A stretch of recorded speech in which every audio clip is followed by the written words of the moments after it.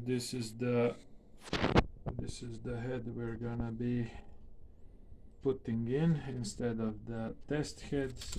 My hands are a bit dirty, but that's how it needs to be if you wanna get the job done. You need to get your hands a bit dirty.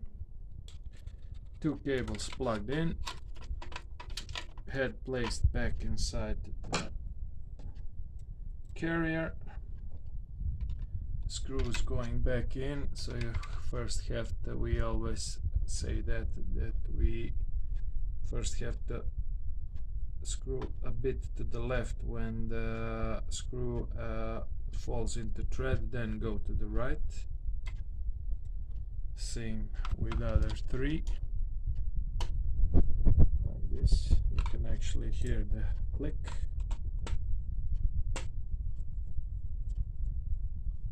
Alright.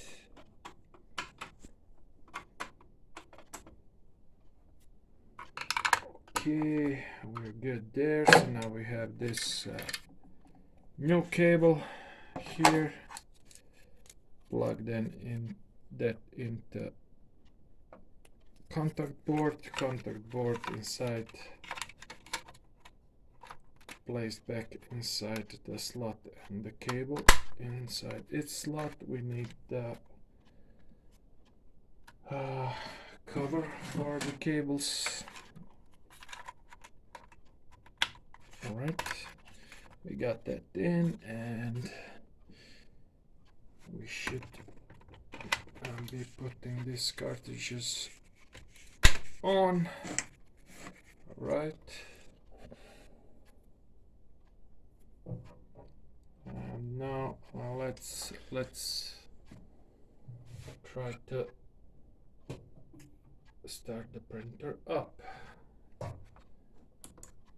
and see if anything's gonna change from our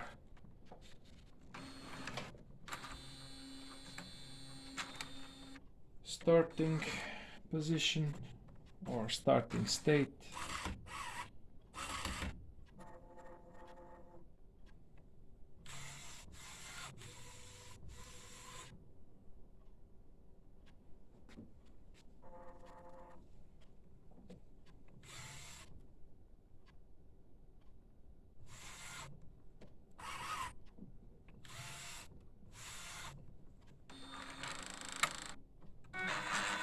There, so it seems we are good, because the moment we've turned the printer on, it went to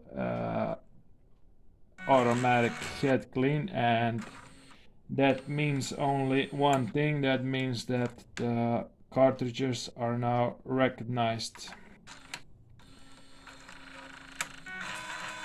and you can see that the ink is flowing, so that would additionally mean that the nozzles are okay, the ink is going through,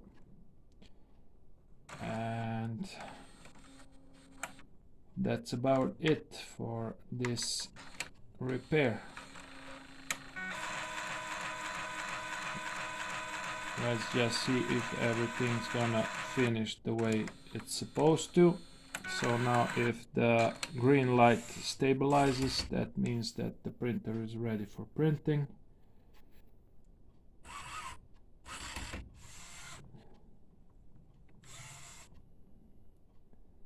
Let's just wait for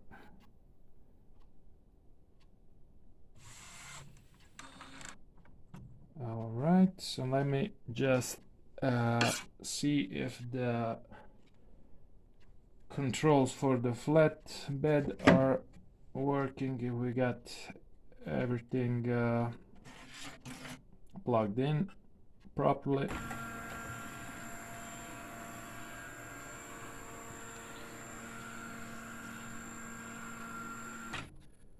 Alright, to the back.